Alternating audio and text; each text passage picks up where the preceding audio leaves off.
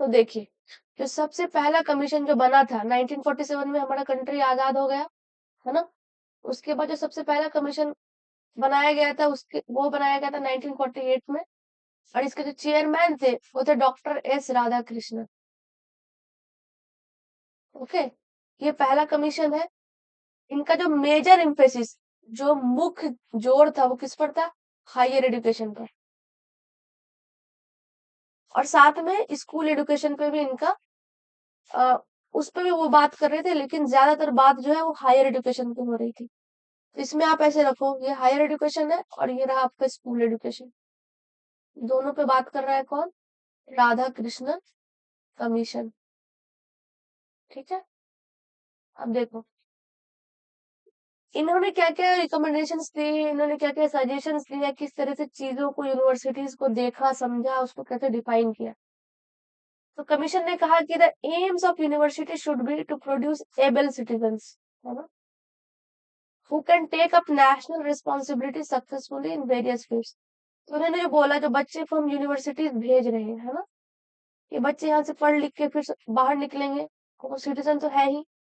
जब वो सोसाइटी में आएंगे, जब वो कंट्री में कंट्रीब्यूट करेंगे, तो वो किस तरह का सिटीजन हो? एक सक्षम नागरिक हो, है ना, ओवरऑल डेवलपमेंट हो उसका हर तरीके से। और अलग अलग फील्ड्स में, चाहे वो सोशल फील्ड हो, इकोनॉमिक फील्ड हो, कल्चरल फील्ड हो, उन सब में वो अपने जिम्मेदारियों को समझते हुए राष्ट्र हित में काम करें। University has to produce able administrators, है ना। अब यूनिवर्सिटी में जो बच्चों को पढ़ाया जा रहा है, उन पढ़ाई लिखाई से उनके अंदर एक सक्षम प्रशासक, कि वो एडमिनिस्टर कर सके सोसाइटी में या कंट्री में, जो भी डिपार्टमेंट दी जाए। एंड सुटेबल वर्कर्स, और जो भी वर्कर्स है या जिनको जिनके पास वर्किंग स्किल है, तो वो सुटेबल हो, उपयुक्त हो। ऐसा ना हो कि कहने के लिए तो वर्किंग वर्किंग स्किल है, लेकिन वो इनफ नहीं है किसी भी चीज को करने के लिए। तो इनका जोर किस पे है कि जो इंडस्ट्रीज है, क्योंकि अभी अभी देश आजाद हुआ है, इकोनॉमिक ग्रोथ चाहिए, उसमें काम करने के लिए जो वर्कर्स मिले, जो लोग मिले, या फिर जो प्रशासक हो समाज को चलाने के लिए, डिस्ट्रिक्ट को चलाने के लिए, वो सारे के सारे क्या हो? हाई क्वालिटी के हो, गुणवत्ता उनकी अच्छी हो। It has to provide leadership in various walks of life in the best interest of the nation. हमारा जो राष्ट्र है, हमारा जो कंट्री है, उसके इंटरेस्ट में सारी चीजें हो, उसी हिसाब से लीडरशिप भी डेवलप हो, अलग अलग फील्ड में, अलग अलग डोमेन में। The commission recommended that the standard of admission of university course should be after 12 years of study at school and intermediate college.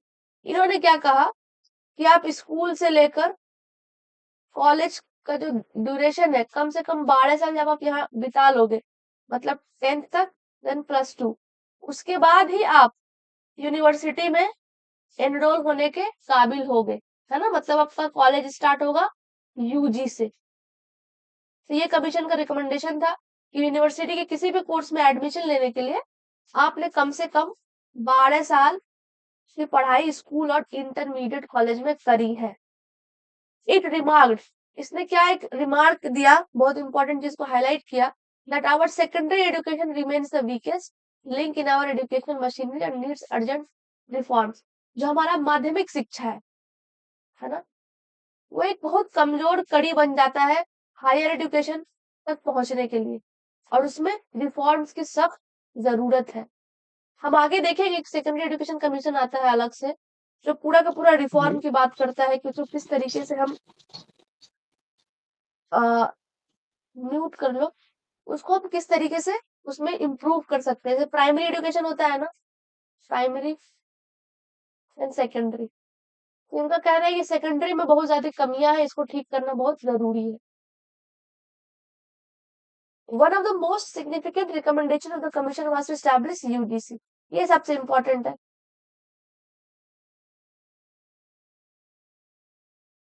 तो यूजीसी का जो निर्माण है, अभी भी यूजीसी चल रही है, वो सब कुछ देखते थे, हमारा एग्जाम है एनटीए यूजीसी नेट, है ना। तो ये यूजीसी का जो निर्माण हुआ था, वो इसी कमीशन के रिकमेंडेशन पर हुआ था। इसमें क्या था, यूजीसी के पहले हमारे पास थी यूनिवर्सिटी ग्रांट्स कमेटी, ठीक है, यूनिवर्सिटी ग्रांट्स कमिटी, इसको बनाया गया था 1945 में, है ना। और इसको फिर बाद में जाके 1956 में ये बन गया यूनिवर्सिटी ग्रांट्स कमीशन, कमीशन में हेलो कन्वर्ट हो गया। मैम। जो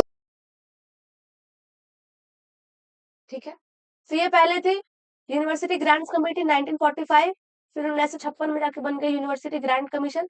जब ये कमेटी थी तो ये 3 यूनिवर्सिटीज को देखती थी, A B D. A for Aligarh, B for Banaras मतलब BHU, और डी फॉर दिल्ली। जिसको आपको ऐसे याद रखना है।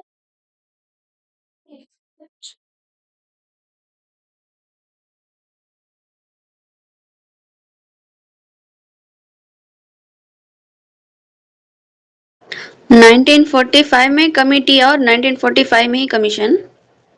56 अच्छा ओके 56। कमीशन बन गई थी 1953 में, लेकिन इसको जो स्टैचुरी मतलब इसको लीगल रूप मिलता है 1956 में। तो क्वेश्चन जब आएगा ना यूजीसी कब आई, तो इसका आंसर होगा 1956 ग्रांट कमीशन।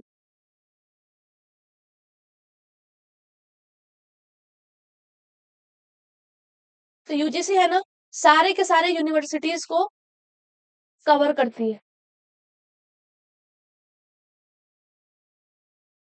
इंडिया के जितने भी यूनिवर्सिटीज है वो सारे के सारे वो कवर करती है कौन, यूजीसी। उसके सारे फंडिंग्स वगैरह अभी हम इसके देखेंगे फंक्शंस आगे एक एक करके, इसका क्या काम है यूजीसी का, ये क्यों है। देखो, the propose UGC according to the commission should be an expert body, एक एक्सपर्ट बॉडी रहेगी that can assess the financial needs of the universities and allocate adequate resources, कि जो भी यूनिवर्सिटी है उसको कितना पैसा चाहिए अपनी यूनिवर्सिटी को रन करने के लिए, इंफ्रास्ट्रक्चर डेवलप करने के लिए, प्रोफेसर्स को फीस देने के लिए, एंड क्या रिसोर्सेज चाहिए, वो सब की सब चीजें किसके अंडर है, यूजीसी उस सबको देखती है इंडिया में। The proposed UG should also be responsible for setting standards, for setting the standards of higher education। जो भी उच्च शिक्षा की बात हम कर रहे हैं उसके जो स्टैंडर्ड है, जो मानक होंगे कि बच्चों को क्या पढ़ाना है, किस लेवल पर क्या नहीं, वो सारे के सारे कौन डिसाइड करेगा, UGC. This recommendation was implemented with the passing of UGC act. देखो 1956 में यूजीसी एक्ट पास होती है पार्लियामेंट से, और इस एक्ट के तहत जो है ये यूजीसी का फॉर्मेशन हो जाता है और यूजीसी स्टैब्लिश हो जाती है। Since then, उसके बाद से the development of higher education in India has been guided by the UGC through numerous initiatives। 1956 के बाद से भारत में जितने भी डेवलपमेंट हुए हैं हायर एजुकेशन के फील्ड में, मतलब उच्च शिक्षा के विकास के लिए, उन सब चीजों को गाइड कौन करता है, यूजीसी करता है, अपने अलग अलग प्रोग्राम से, अपने अलग अलग इनिशिएटिव से। तो जो मुख्य जिम्मेदारी है यूजीसी की वो क्या है, एक है प्रमोट करना, promotion, coordination, determination and maintenance of standards of university. किसी भी यूनिवर्सिटी को प्रमोट करना, उसके साथ कोऑर्डिनेट करना कि कैसे कोर्सेज को बढ़ाना है, क्या इंफ्रास्ट्रक्चर होने चाहिए, किस तरह की नई चीजें लाना है, वो डिटर्मिनेशन, उस यूनिवर्सिटीज का को डिटरमाइन करना होता है अपनी चीजें, उसका भी गाइड कौन करेगा, यूजीसी। और जो स्टैंडर्ड है, जो मानक यूजीसी ने तय कर दिए हैं अलग अलग चीजों को लेकर, उन सब चीजों को मेंटेन करना यूनिवर्सिटी कर रही है कि नहीं, वो यूजीसी करती है। यूजीसी कई बार लिस्ट निकालती है कि इंडिया में कौन कौन फर्जी यूनिवर्सिटीज है, मतलब कौन कौन जो रूल्स रेगुलेशन है, जो स्टैंडर्ड्स है यूनिवर्सिटीज के, उसको फॉलो नहीं कर रही है ना। नेक्स्ट है assessment of the financial need of universities को, फाइनेंस की जरूरत है कितना है, उन सब का असेसमेंट आकलन करेगा यूजीसी, उसके बाद फिर वो फंड रिलीज करती है। एडवाइस करती है यूनिवर्सिटीज को as well as central and state governments on major necessary for improvement of standards in university. जो भी यूनिवर्सिटीज में जो मानक सेट किए गए हैं उनको और अच्छा कैसे हम बना सकते हैं, उस चीज में भी एडवाइजरी का रोल प्ले करती है यूजीसी, सेंट्रल लेवल पर भी और साथ साथ स्टेट गवर्नमेंट में जो भी यूनिवर्सिटीज है उनके साथ भी। चलो, ये है summary of recommendation of Radhakrishnan commission.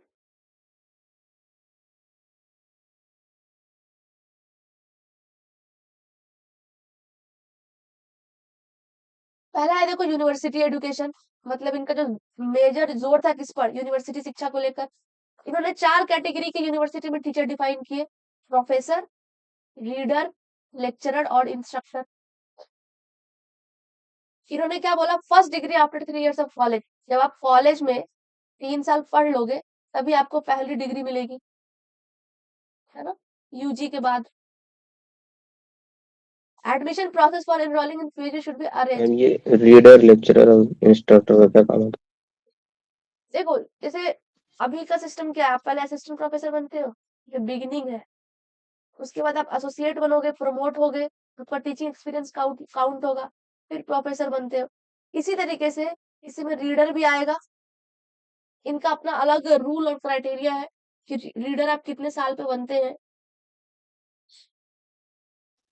जो प्रोसेस आप बताए मैम वो तो पता है मुझे, लेकिन ये हम्म इसका वो क्या डिफरेंस है रीडर, लेक्चरर और इंस्ट्रक्टर में, ये नहीं अच्छा अच्छा, इनका रोल क्या है ये बोल रहे हो ना। मालूम। जैसे आपने बताया कि पहले असिस्टेंट होता है, फिर जो है एसोसिएट ये होता है, फिर जाके प्रमोशन का चार्ट है। जी फिर प्रोफेसर बनता है। देखो जो रीडर बनते हैं ना,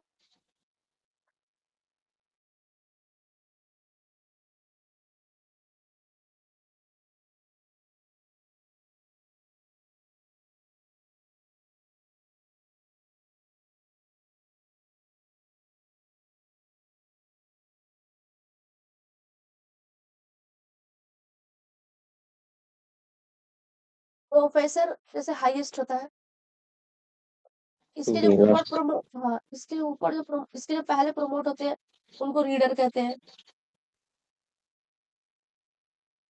ये प्रोफेसर से भी मतलब इसका बड़ा होता हाँ होता है।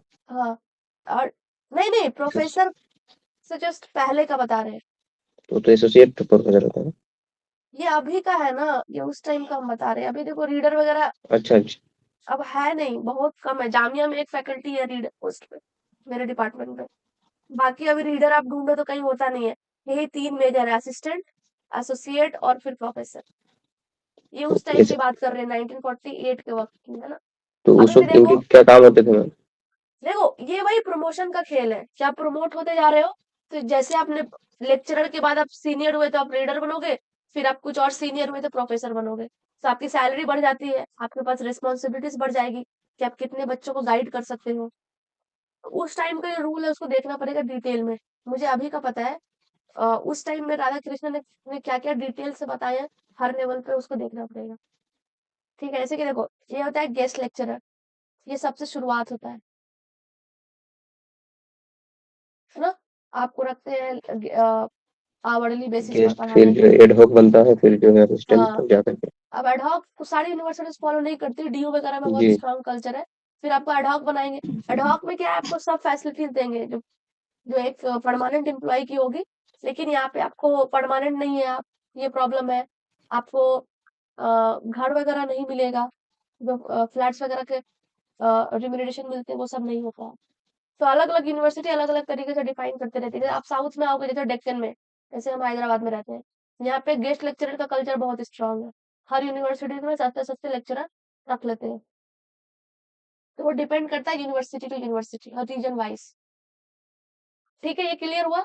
अगर आपको ये कैटेगरी समझना है ना, तो आप इनका कमीशन आपको मिल जाएगा गूगल पे, आप उसको उठा के देख सकते हो कि उन्होंने कैसे कैसे डिफाइन किया है इन चारों चीजों को। इंस्ट्रक्टर तो वही होगा जो आपको इंस्ट्रक्ट करेगा स्किल बेस्ड चीजों को लेकर। ये है। इन्होंने ये भी रिकमेंड किया कि जो पीएचडी में एडमिशन होनी चाहिए वो ऑल इंडिया बेसिस पर होना चाहिए। ये रिकमेंडेशन था, इसको फॉलो नहीं किया गया।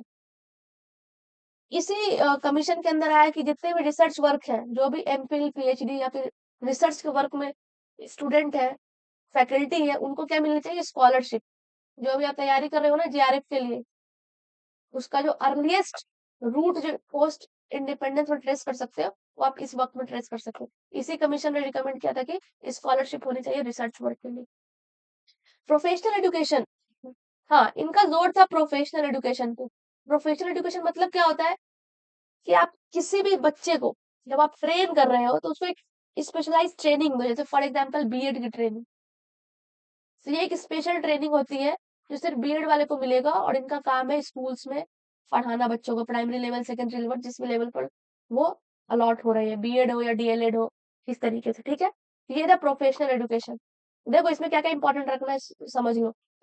एक तो ये प्रोफेशनल एजुकेशन वाली चीज, एक यूजीसी जो हमने आपको पहले बता रखी है, और इसमें ये याद रखना कैटेगराइजेशन ऑफ यूनिवर्सिटी, स्कॉलरशिप अभी और आगे भी है। अब देखो अभी अभी देश हमारा आजाद हुआ है 47 में, है ना।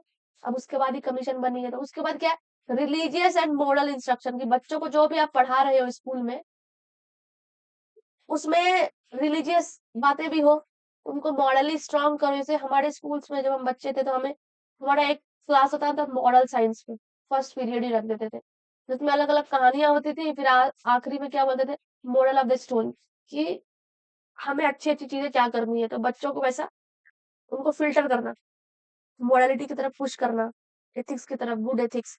इससे क्या होगा कि जो नेशन का जो डेवलपमेंट है वो होगा, वहां पे केओस नहीं होगा।